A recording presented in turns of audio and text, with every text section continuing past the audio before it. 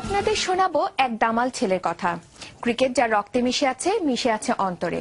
ক্রিকেটকে ভালোবেসে সেই ছোটবেলা থেকেই মাঠে ময়দানে কাটিয়েছেন তিনি। অদম্য ইচ্ছে শক্তি আর আন্তরিকতায় হয়েছেন দেশ সেরা বোলার। হ্যাঁ দর্শক, বলছি আপনাদের বাংলাদেশের সেরা বোলার মোহাম্মদ রফিকের কথা। চট্টগ্রাম টেস্ট দিয়ে আন্তর্জাতিক ক্রিকেটকে গুড বাই জানালেন মোহাম্মদ রফিক। 33 টেস্টে 100 উইকেটে মাইলফলক স্পর্শ করার পরই পূর্ণ হয় তার শেষ ইচ্ছা। কিংবদন্তি এই ক্রিকেটারের শুরু আর শেষ নিয়ে আমাদের মূল প্রতিবেদন ট্রিবিউট টু রফিক। 1994 সালে সার্ক ক্রিকেট দিয়ে আন্তর্জাতিক ক্রিকেটে প্রবেশ মোহাম্মদ রফিকের। এর পরের বছরই শারজায় এশিয়া কাপ ক্রিকেটে দলভুক্ত হন রফিক। জীবনের প্রথম ম্যাচে সচিনের উইকেট পান রফিক, আর এই উইকেট আজও স্মৃতির কোঠায় পুষে রেখেছেন তিনি।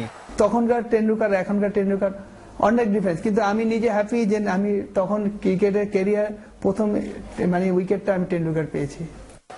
এভাবেই তার বিশ্ব ক্রিকেটে পথ চলা। 2000 সালে ঢাকায় ভারতের বিপক্ষে অভিষেক টেস্টে সুযোগ পেয়ে 3 উইকেট পান রফিক। সে উইকেটের তালিকায় ছিলেন সৌরভ দ্রাবিড়ের মতো ক্রিকেটার। এরপর রফিকের ক্রিকেট ক্যারিয়ারে নেমে এলো কালো অধ্যায়। তৎকালীন ক্রিকেট বোর্ড কর্তাদের রোষানলে পড়ে জাতীয় দল থেকে বাদ পড়েন এই কিংবদন্তি ক্রিকেটার।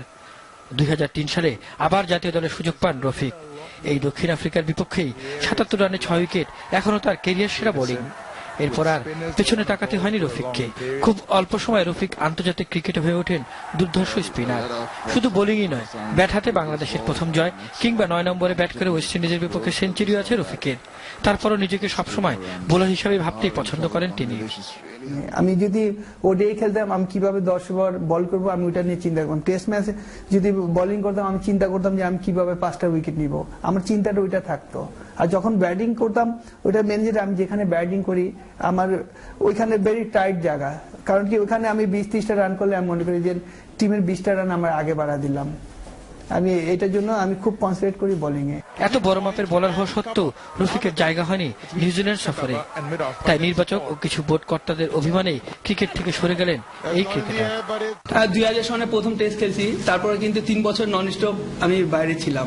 তার মনে করি এইসব জিনিসটা আমার ভিতরে এফেক্ট করছে। আবার ওইসব লোকে আবার বোর্ডে ঢুকছে, আবার ওরা আসার পরে কিন্তু আমি নিউজিল্যান্ড টুরে বাদ করছি। তা আমি মনে করি এই এফেক্টটা, এই ছোটখাটো জিনিসগুলো কিন্তু আমার মাথার ভিতরে ঢুকে। আর আমি মনে করছি এই কারণে কিন্তু আমি সরে যাচ্ছি, যে আমি চাই না যে কারো দয়া মায়ের ক্রিকেট খেলতে। যাবার আগে বলে গেলেন তার উত্তরসূরি হিসেবে মোশাররফ রুবেলের নাম, আর রুবেল স্মরণ করলেন রফিককে। বাংলাদেশের মতো এরকম আন্ডারডগ টিমে খেললে যে এত ভালো পারফরমেন্স, সত্যি ব্রিলিয়ান্ট পারফরমেন্স। যদি আরো বড় টিমে খেলতো, হয়তো বা ব্যাটসম্যান আরো প্রেসারে থাকতো, আরো অনেক বেশি উইকেট পেত। বিদায়ের পর ঘরোয়া ক্রিকেটার গ্রাউন্ডসম্যানের কাজে নিজেকে ব্যস্ত রাখতে চান এই ক্রিকেটার।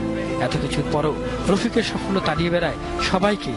তিনি হয়তো আর কখনো বাংলাদেশের হয়ে মাঠ মাতাবেন না ঠিকই, কিন্তু আমরা কি সহজেই পাবো রফিক মানের কোন স্পিনারকে?